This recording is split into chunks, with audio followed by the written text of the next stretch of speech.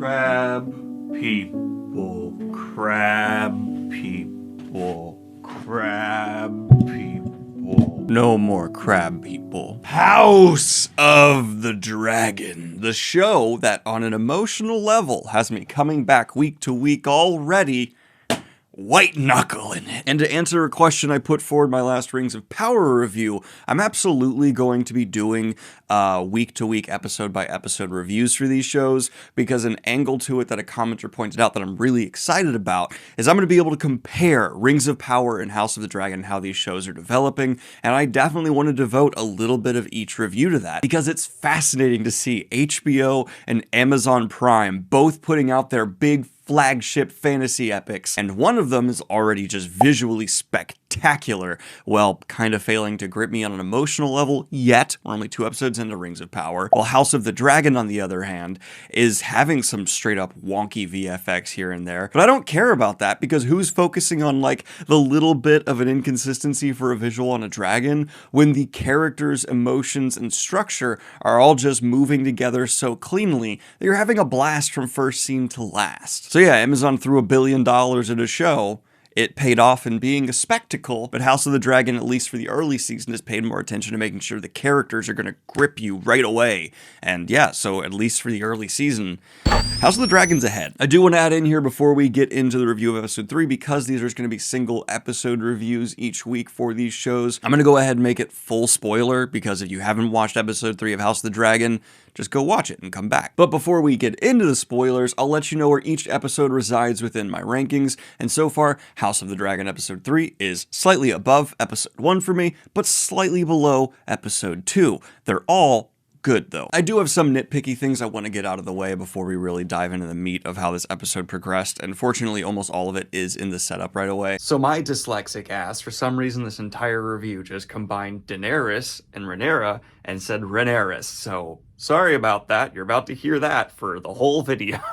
The main thing for me, though, is in episode 2 of House of the Dragon, we saw that Rhaenyra and her father had a degree of a relationship where they were talking, they were communicating, but we're jumping forward, I think 2.5 to 3 years here, and they're not talking over that entire span of time to the point where he hasn't even reassured his daughter, like, you're still the heir. And I know he's still kind of making that up, but you think his daughter being mad at him for this long, and I mean mad, like she is just fucking furious this whole episode.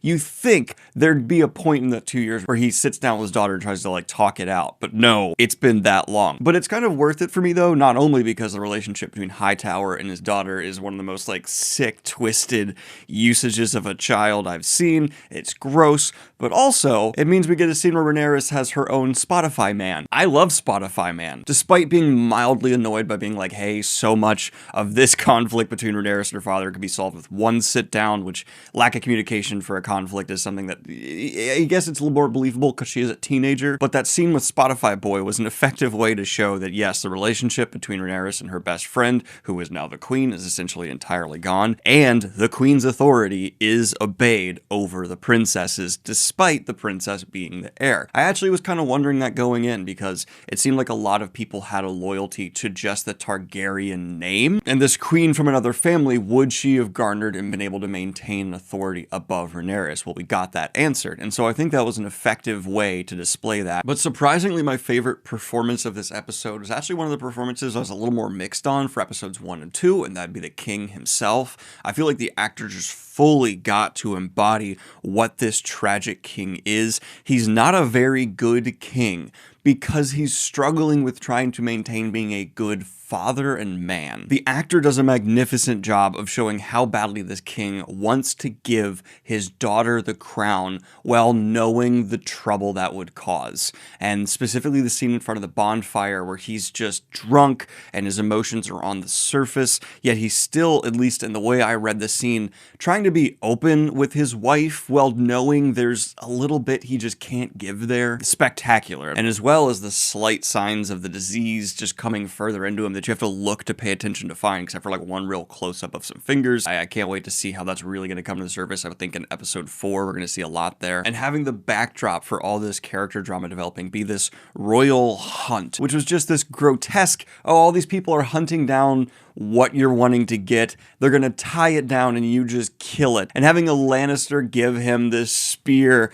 as like the weapon to do it with just showed how fake and bullshit it all was. And the king knew it. You could tell he was feeling how just, oh, they're applauding me. Great. It made it for me so believable that he would go, you know what? Screw all this royal tradition.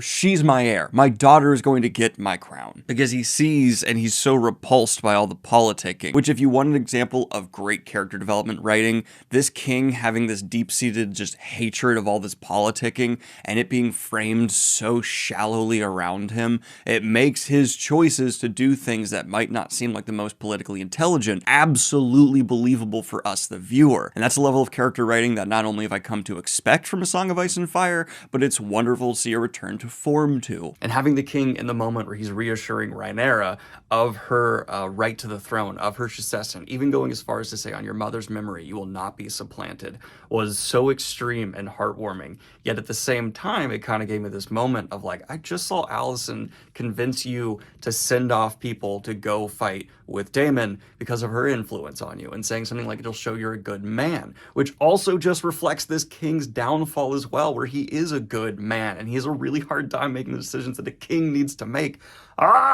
It's all coming together so well, and I'm really digging this angle of the show. While the king is annoyed by the politicking, I'm fascinated by it. I'd say the weakest sub-little line within this episode, though, was Rhaenyra running off with the soldier. They're just kind of setting up, obviously, a relationship to develop and be a little firmer there, and having a boar come through, well, badass, and showing an emotional outlash from Rhaenyra was cool. I feel like a lot of it was just undercut by her being reaffirmed to be the heir, and I just enjoy that character so much when she's doing a lot more rather than just running off. So I was just a little disappointed wanting to get a bit more from an actress I'm loving and a character I'm just savoring every scene with. But of course, we must talk about what happened with Daemon, because Daemon finally got that backup message that, hey, I'm not mad no more.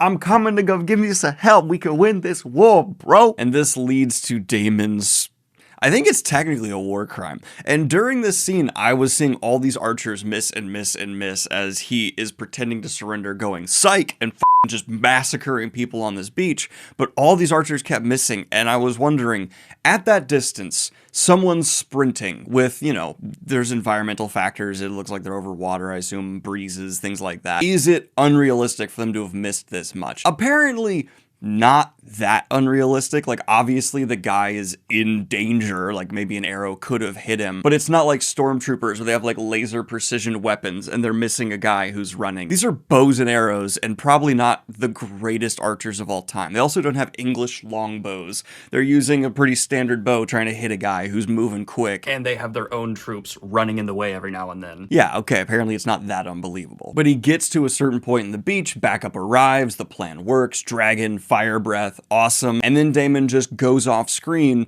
to kill Crab Guy. And I actually like that choice. I think some people might not. They want the big flashy showdown, but that character didn't even really have lines of dialogue. They weren't anything aside from a really good costume design and a presence to have, you know, there be an antagonist. And so any big showdown, I mean, I know who's gonna win, and I'd rather focus on this battlefield where we're watching a main character actually wearing a helmet, thank God, be a badass, establish how good he is, and then just show the aftermath.